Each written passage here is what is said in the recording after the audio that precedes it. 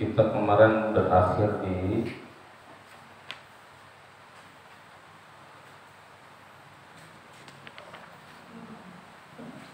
ad-darbu atau di mana?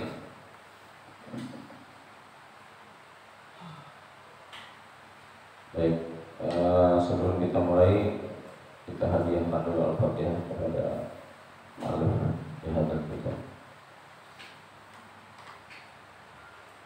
kepada Imam Al-Ghazali rahimahullah, supaya kita dapat manfaat dari ilmu beliau. Ala hadhihi al-Fatihah.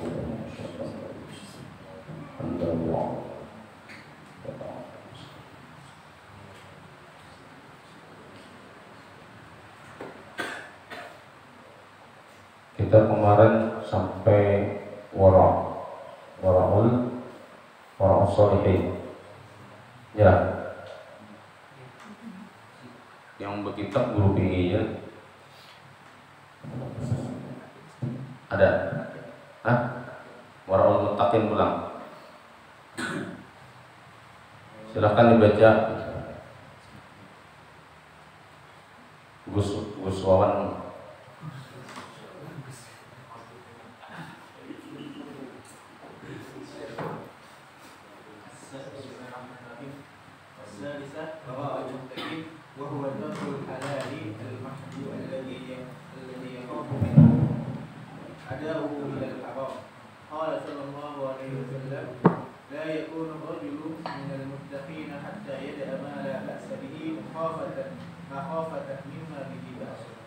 وذلك مثل التورع عن التحدث بأحوال الناس خيفة من الانجرار إلى الغيبة، والتورع عن أكل الشهوات خيفة من هيجان النشاط والفكر والأرض إلى مقارفة المحظورات.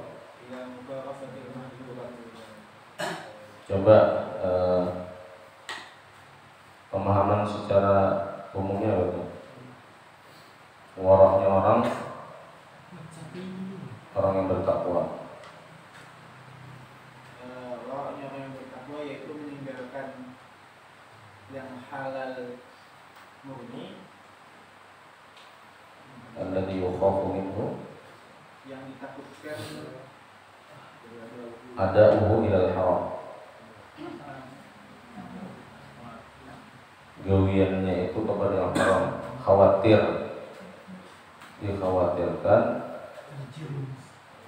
ada'uhu, pelaksanaannya kalau bahasanya, dikhawatirkan perilakunya itu mengarah kepada sesuatu yang haram. Jadi orang muttaqin yang wara itu dia tidak hanya meninggalkan yang haram, yang halal. Padahal halal itu secara naturnya murni, perilaku itu atau sesuatu itu halal. Tetapi halalnya itu yukhafu minhu adahu ilal haram. Si pelaku ini hanya khawatir bahwa apabila dia melakukan itu bisa kelelawasan itu terjerumus kepada yang haram. Qala sallallahu alaihi wasallam, terus apa artinya itu? La yakunu rajulu, seseorang minal muttaqin, dari orang yang bertakwa, hatta yada ma la ba'sa bihi maqamatan dunya bi ba'sun. Jadi la yakunu rajulu minal muttaqin itu kalau terjemahan ininya tidak tekstualnya ya Bro. Seseorang tidak disebutkan ya, tidak tergolong sebagai kelompok yang bertakwa hatta sampai dia diuji lah untuk meninggalkan mala ba'sa bihi, dan apa ya? Mala ba'sa bihi makhafatan lima bihi ba'sun. Ba'sun itu apa ba'sun? Lupa. Apa-apa itu kalau terjemahannya enggak sah, tidak apa-apa itu. Tidak masalah. Tidak masalah. Baksun itu ya bisa jadi masalah itu tadi, tidak masalah gitu kan baksun. Dia meninggalkan sesuatu yang tidak bermasalah sebetulnya. Tapi dia meninggalkan sesuatu yang tidak bermasalah itu makhofatan mimma bihi basun. Karena khawatir nanti ada masalah gitu. Tapi kalau di mana itu terjemahan kan ada apa-apa tuh. Kebiasaan yang labaksa. Oh ya labaksa. Labaksa itu memang begitu. Nggak masalah. Tapi bisa juga tidak ada apa-apa. Maksudnya tidak ada permasalahan. Terus lanjut. Dan itu seperti menjaga diri dari mengomentari keadaan manusia karena takut terjerumus kepada ghibah. Oke. Contohnya apa tuh? Atau waro'an tahadus bi ahwalin nas itu apa? Banyak ya dalam keseharian kita menghindari hal-hal membicarakan orang lain, keburukan orang lain. Yang tadi itu disebut beliau sebagai ghibah. Tapi kadang-kadang kita orang Banjarnya punya adat dan itu jadi apa ya? Jadi semacam kebolehan secara umum gitu, karena sudah jadi adat tadi. Orang Banjar ini kan bangsanya penutur, sehingga kalau ada pada satu majelis, kalau tidak ada obrolan, tidak ada percakapan itu kayaknya bukan orang Banjar. Budaya mewarong itu kan orang Marudai itu, yang tuha-tuha atau Marudai. Ada kan orang Banjar kada pandai luar tapi raja pandai itu. Ya, artinya orang Banjar memang termasuk klan penutur, harap berpandai. Makanya kita ini orang Banjar itu kalau untuk jadi penulis itu masih stoknya itu tidak terlalu banyak gitu kan. Hanya orang-orang tertentu, akademisi atau sastrawan yang punya kegiatan atau kegemaran menulis. Tapi kalau penceramah, wah kita kan banyak sekali stoknya. Nah kebiasaan kita bercengkrama itu awalnya kan cakap-cakap yang bagus, tapi lama sekelawasan tuh naik tuh levelnya naik memandirakan orang lain gitu. Ya ada, ya saya tidak perlu menyebutkan sih sebetulnya. Ada komunitas misalnya yang bagus itu kan pengajian lah istilahnya kan, rutin majelisan kayak ini gitu atau apalah gitu kan. Kegiatannya mungkin 2 jam seperti kita ini mungkin misalnya ya, tapi mudah-mudahan kita tidak termasuk demikian. Awal-awal majelis ilmu, setelah bubar karena misalnya ustadznya masih standby gitu kan, ada pemandiran yang tidak formal. Ternyata arahnya itu sudah memandirakan orang lagi. Pada level waraul muttaqin ini dihindarinya. Tapi karena kita ini waraknya itu warak masih mana ya? Yang pertama kah atau yang kedua kah? Kurang tahu kan. Lanjut lagi. Wat tawarru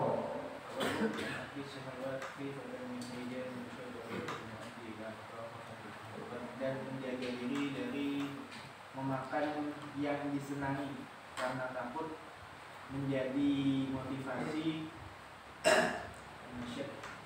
untuk melakukan kegiatan yang maksudnya sombong bila muqawafatil mahdurat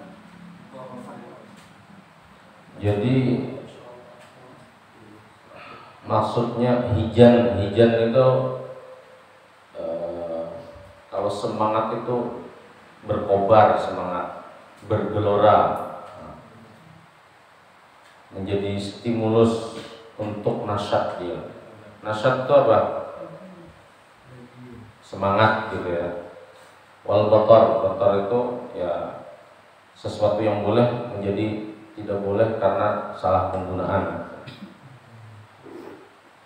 Jadi beliau orang yang warul muttaqin itu menjaga makan karena ingin memenuhi syahwatnya. Artinya makan memenuhi syahwat itu apa?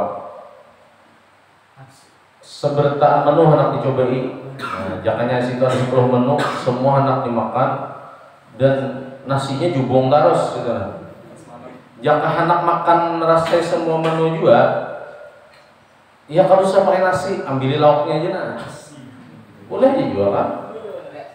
Terasa semua, tapi perut kita kada sakit. Coba misalnya semua lauknya ingin dicoba. Nah, kita misalnya ke wadah beliau kan, bila makan di situ kan nyaman ya Allah. Jadi dipilah-pilah aja, kalau menunya banyak, ya nasinya sedikit aja, banyak lauknya itu nggak terasa gitu. Ini kada nasinya jubung juga tampolo kan, lalu lauknya juga akhirnya setengah itu perut kita sudah meronta-ronta. Nah, orang yang warul muttaqin perilaku seperti itu pun dihindari. Kenapa? Karena ketika nasyatnya itu muncul, semangatnya itu bergelora, itu bisa mempengaruhi yu'addi ila muqarafatil mahdhurat. Karena yang bersangkutan itu sadar kalau perut saya terisi, itu perilaku saya untuk maksiat itu lebih kencang daripada perut saya dalam keadaan lapar. Maka dia menghindari ihwal perutnya dalam keadaan kenyang. Makanya kalau dalam teori puasa itu kan kondisi kita lapar itu ternyata juga membungkam kinerja syahwat. Syahwat kalau dalam keadaan perut kenyang itu kayak ibarat orang hendak melakukan perjalanan jauh, itu fasilitasnya terpenuhi semua, mobilnya bagus, gitu kan, jalanan tidak ada, jalanan juga mulus, gitu kan. Tapi kalau orang dalam keadaan lapar, ya kalaupun nanti mobilnya bagus, jalanannya rusak, akhirnya dia terkendala. Makanya kan dalam perintah puasa itu terkait nikah ya, wa'alaikum bisyam. Gimana tuh? Ya ma'asyar syabab, man istata'a minkumul ba'ah falyatazawwaj. Kemudian apa? Fa illam tastati' fa'alaikum atau fa'alaihi syiyam. Fa innahu lahu wija gitu ya. Gimana? Fa innahu akhafu lil farji kan, atau ahsanu lil farji wa aghaddu lil basar. Atau kama Nabi lah, atau begitu ya. Ini bilanya ingat-ingat akan ini kan sambil jalan bisa teringat lagi. Intinya dari pesan Nabi itu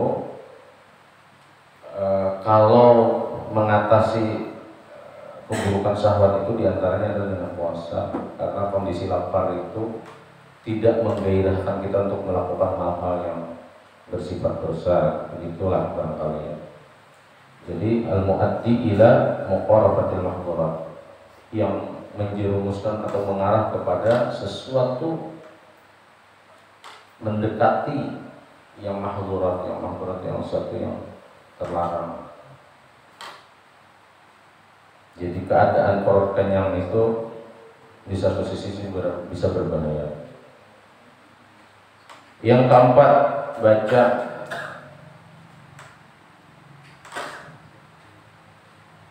guru siapa? Guru muttaqin. Atornya tadi lah. Wal muttaqin.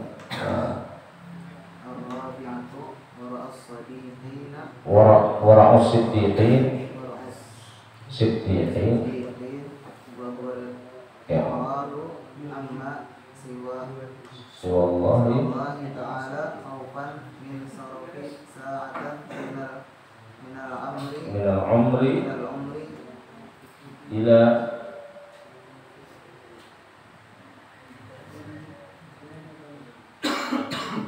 kepicik. Ini karena PDF kepicik hilang. Ila ma la yufidu ziyadata qurbin indallahi azza wa jalla. Wa in kana ya'lam wa yatahaqqaqu annahu la yufdi ila haramin. Siapa yang ingin menjelaskan? Coba, Noel, tunjuk. Eka menunjuk. Guru Rafi'i. Guru Rafi'i ya. Percaya. Wa as-siddiqin.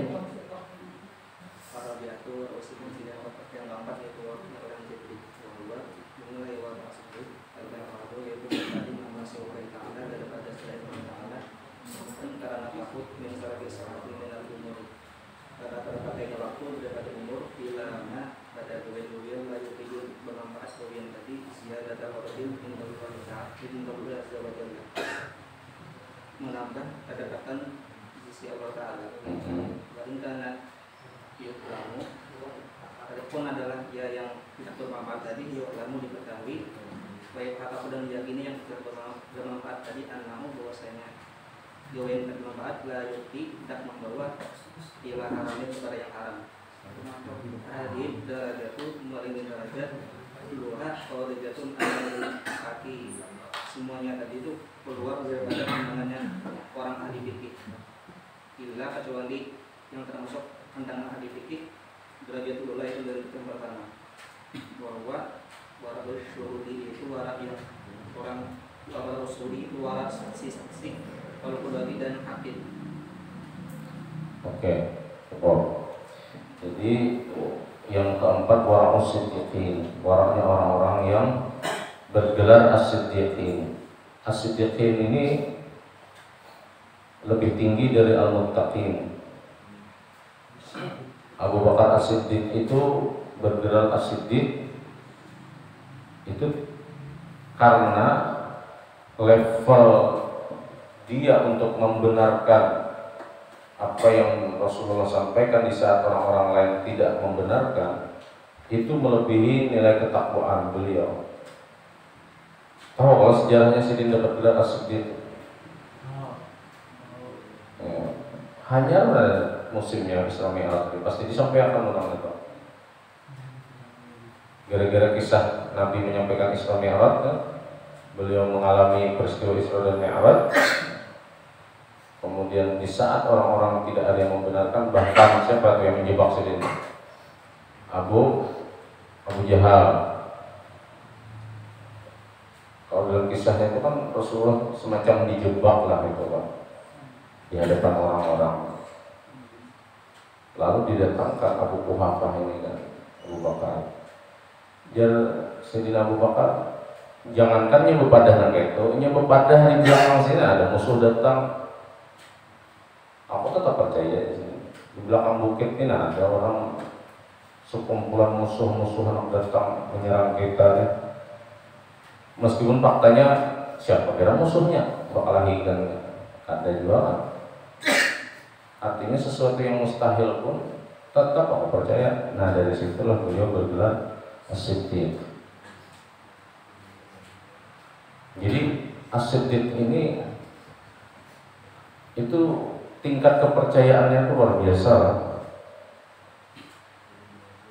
Di sini disebutkan bahwa al-i'rad amma subhanahu ta'ala. Dia berpaling dari hal-hal selain Allah itu tujuannya cuma takut waktunya itu tergunakan kepada hal-hal yang tidak membuat dia dekat kepada Allah Ta'ala.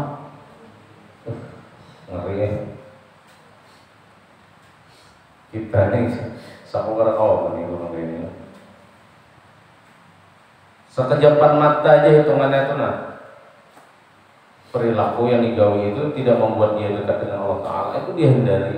Jadi kayak apa setiap saat itu dia merasa atau pekerjaannya itu yang membuat dia dekat kepada Allah.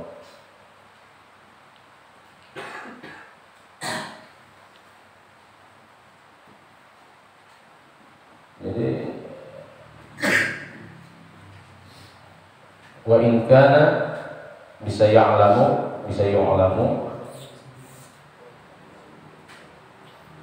meskipun dia mengetahui dan dia juga menyadari bahwasanya yang ia gawi itu sebetulnya kadang mencapai level yang disebut dengan haram.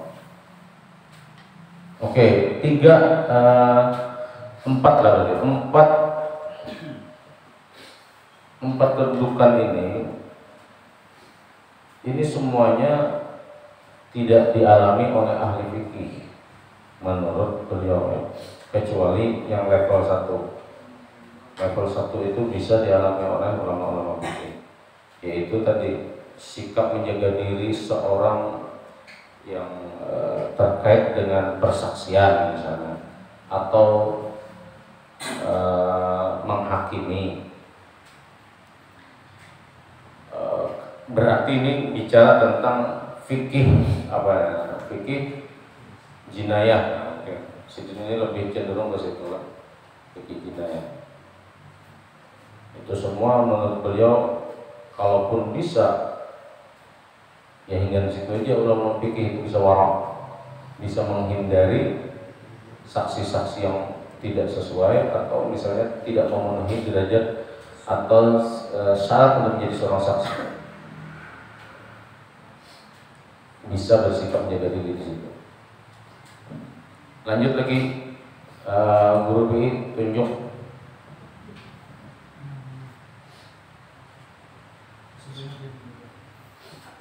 Siapa? Oke.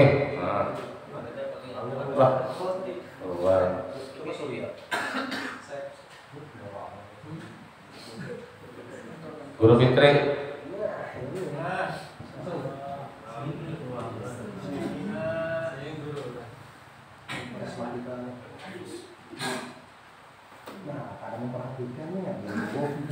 Wama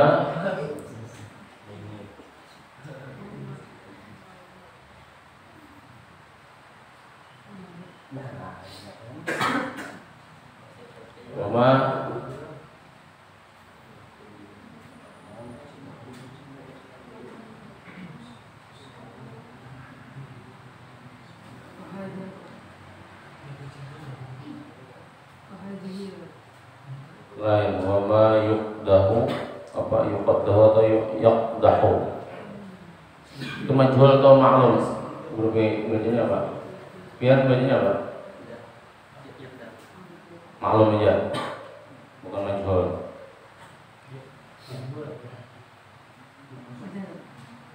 Iya, wama yaqdahu fil adalati.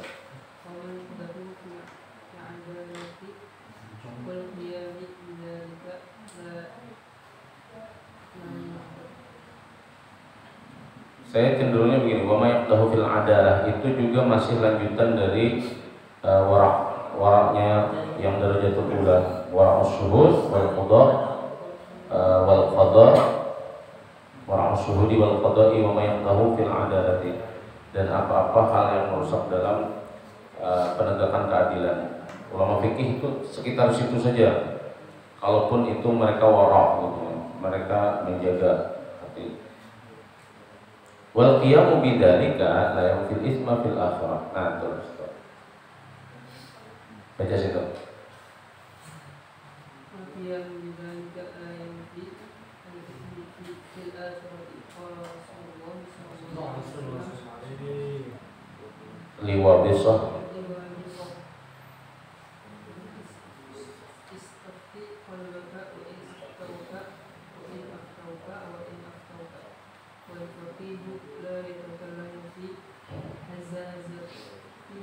Hazzazatil qulubi. Oke, coba yang wal qiyam bidzalika yang berismatul akhir.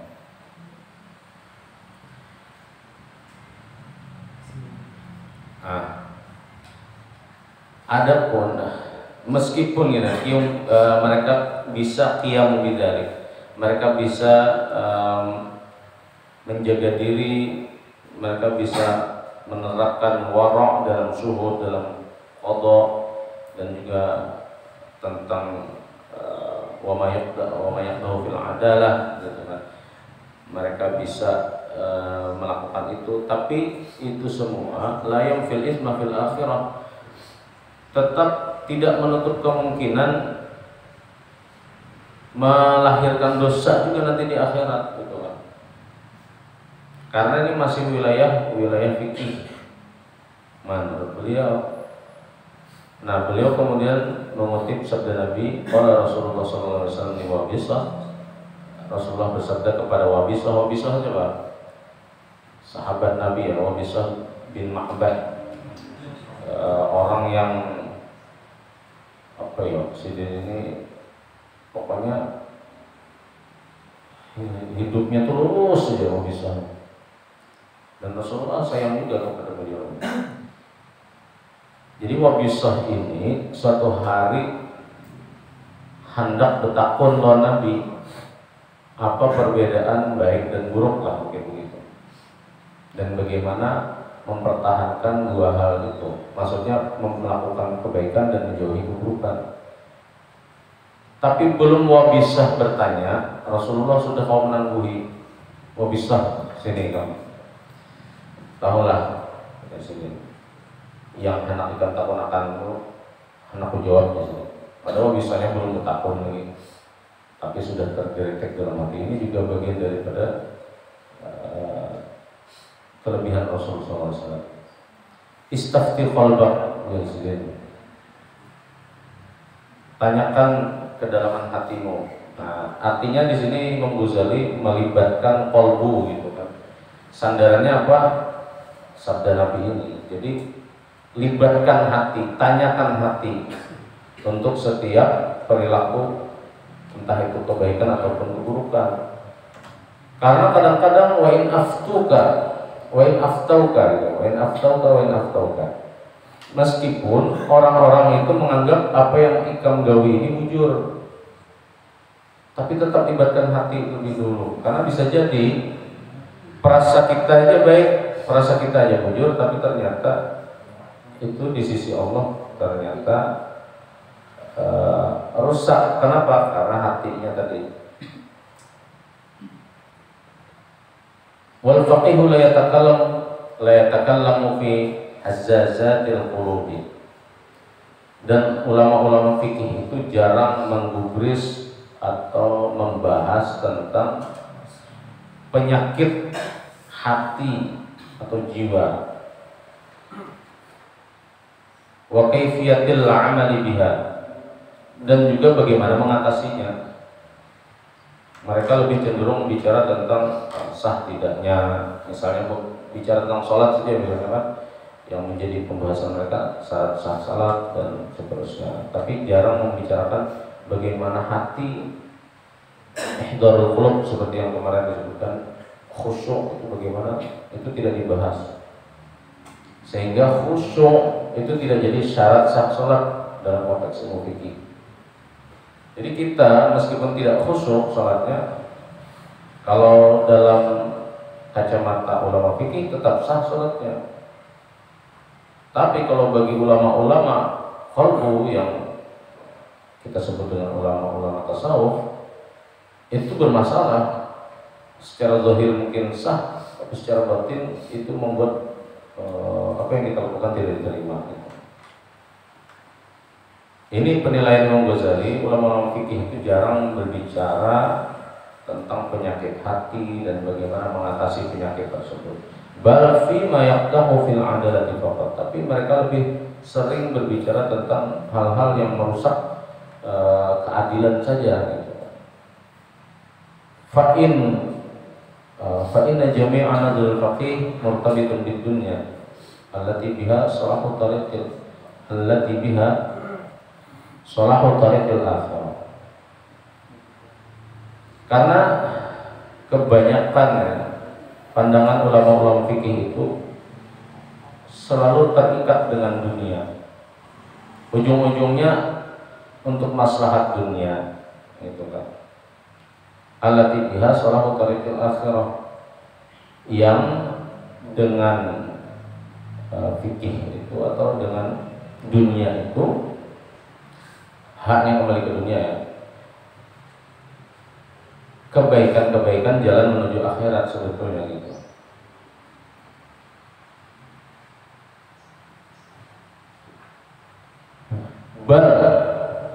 Kita memikirkan satu makna. Jadi pandangan ulama fikih itu terkait dengan dunia. Padahal seharusnya, nah mungkin begitu lah. Padahal seharusnya urusan-urusan dunia itu harus jadi kebaikan menuju jalan akhirat. Fa in takallama fi syai'in min sifatil qalbi wa ahkamil akhirati fadzalika yadkhulu fi kalamihi ala sabili tataffuli. Kalaupun mereka menyindir-nyindir sesuatu yang berasal dari sifat qalbu, sifat hati, atau tentang hukum-hukum yang bisa menjadi nilai di akhirat, itu tidak lebih daripada sabil tatafful. Sabil tatafful itu semacam angin lalu saja gitu. Tidak jadi pembicaraan inti, itu hanya sebagai bahasa kita tuh intermezzo saja. Kama qad yadkhulu fi kalamihi syai'un min at-tibbi wal hisabi wan nujumi wa ilmil kalam. Sebagaimana kadang-kadang mereka juga bisa memasukkan pembicaraan tentang ilmu kedokteran, ilmu matematika atau berhitung, ilmu perbintangan dan ilmu kalam. Mungkin yang populer waktu itu ya ilmu-ilmu ini, fan ilmu ini atau bidang-bidang ini. Makanya Sidin itu lebih mencontohkan ilmu kedokteran, ya Sidin ilmu hisab, ilmu nujum dan ilmu kalam. Kalau sekarang kan ilmu ini sudah tidak terlalu banyak diketahui orang, maksudnya diketahui cuman jarang orang membahasnya. Kalaupun kedokteran ya tinjauan menurut ilmu kesehatan misalnya, jarang begitu sindir-sindir. Wa kama tadkhulul hikmatu fil nahwi wasy'ir, dan begitu juga seperti ilmu filsafat yang menyusup dalam ilmu nahwu dan ilmu syair. Dikit lagi kita selesaikan. Wa kana Sufyan ats-Tsauri wa huwa imam fi 'ilmi dhahir, yaqul, Imam Sufyan ats-Tsauri yang merupakan pemuka dari ilmu fikih lah, ilmu zahir, ia berkata, inna talab hadza laisa min zadil akhirah, bahwa sesungguhnya menuntut ilmu fikih ini laisa min zadil akhirah, tidak termasuk membuat perbendaharaan di akhirat. Ngeri juga lah. Kaifa waqad ittafaqu ala anna asy-syarfa fil ilmi al-'amalu bihi. Bagaimana sementara mereka sudah bersepakat bahwasanya kemuliaan dalam ilmu itu adalah al-'amal bihi, adalah mengamalkannya. Fa kaifa yudhannu annahu 'ilmullah, fa kaifa yudhannu annahu 'ilmun titik dua gitu ya. Bagaimana mereka menganggap itu sebuah ilmu? Az-zihar misalnya, az-zihar itu pembahasan dalam ilmu fikih ketika seseorang memandang istrinya dalam pandangan punggung ibunya gitu. Membayangkan istri seperti punggung ibu. Nah, itu kan sama, ketidakbolehannya dalam ilmu fikih itu sama membayangkan akhirnya berzinah dengan ibunya gitu kan. Kemudian juga wal li'an, dan juga li'an. Li'an itu apa? Menuduh istri berzina. Wassalam, salam itu bi'us salamnya, jual beli yang hanya menyebutkan sifat-sifat dari benda yang hendak diperjualbelikan. Mungkin ada kesamaan dengan jual beli online sekarang. Wal ijarah, sewa menyewa, wasarf, tukar menukar alat atau mungkin dulu alat tukar, mungkin bahasa sekarang itu duit lah ya. Ini bahasa sidin ini agak sedikit susah dipahami pada paragraf ini, tapi kita berusaha memahaminya begitu. Kalau orang-orang mendefinisikan bahwa kemuliaan pada ilmu itu adalah mengamalkannya, nah maka ilmu-ilmu tentang yang tadi itu zihar, li'an, salam gitu kan, ijarah, sorof gitu kan, apa kita mengamalkan itu? Nah begitulah barangkali. Jadi sementara itu dibahas oleh ulama fikih. Nah mengamalkan itu kan sesuatu yang ruwet gitu bahasa ini. Wa man ta'allama hadhil umur liyataqarrab biha Allah Ta'ala fa huwa majnun. Dan barang siapa yang mempelajari perkara-perkara ini tadi dengan tujuan hendak taqarrub kepada Allah Ta'ala, ini suatu yang gila menurut saya. Wa innamal amalu bil qalbi wal jawarih fit ta'at. Pekerjaan yang melibatkan hati dan seluruh anggota tubuh dalam ketaatan, itulah yang amal, yang disebut dengan amal. Wasyarfu wa tilkal amal, dan kemuliaan ada pada amal seperti itu. Jadi sidin ini menganalogikan ilmu-ilmu dalam fikih yang tentang zihar, li'an tadi itu karena kalau diamalkan itu, tapi tetap dikaji orang kan. Nah, kajian tentang zihar, li'an dan seterusnya tadi itu mustahil bisa mendekatkan diri taqarrub kepada Allah gitu. Fa in qulta lima sawaita bainal fiqhi wat tibbi, kalau engkau protes, kata Imam Ghazali, kenapa engkau menyandingkan antara fikih dan kedokteran, padahal ini tibbu aidan yata'allaqu bid dunya, padahal ilmu kedokteran itu juga terhubung dengan dunia. Wa huwa sihhatul jasad, yaitu kesehatan fisik. Wa dzalika yata'allaqu bihi aidan salahuddin, dan itu juga terkait atau terhubung juga dengan perbaikan urusan dunia, urusan agama. Wa hadhihi tasmiyah tukhalifu ijma'al muslimin, dan penyamaan ini apakah bertentangan dengan ijma' kaum muslimin gitu. Lalu Sidin menjawab, fa'alam anna taswiyata ghairu lazimah. Ketahuilah bahwa menyamakan itu sebetulnya tidak lazim. Bal bainahuma farqun, bahkan di antara keduanya itu ada perbedaan. Nah, perbedaannya ini ada 3. Oke, karena hari ini kita tadi sudah membaca banyak hal ya, kita sudah belajar metode al-miftah juga, dan ini sudah atas melengkapi saja. Saya kira cukup sajalah untuk pertemuan kali ini, mudah-mudahan ada manfaatnya. Mohon maaf apabila ada salah-salah, baik itu dalam penyampaian maupun dalam pemaknaan. Kita akhiri dengan hamdalah. Alhamdulillah rabbil alamin. Subhanallah wa bihamdihi, subhanallah wa bihamdihi, asyhadu an la ilaha illa anta, astaghfiruka wa atubu ilaik. Sallallahu alaihi wasallam. Dan Allah ya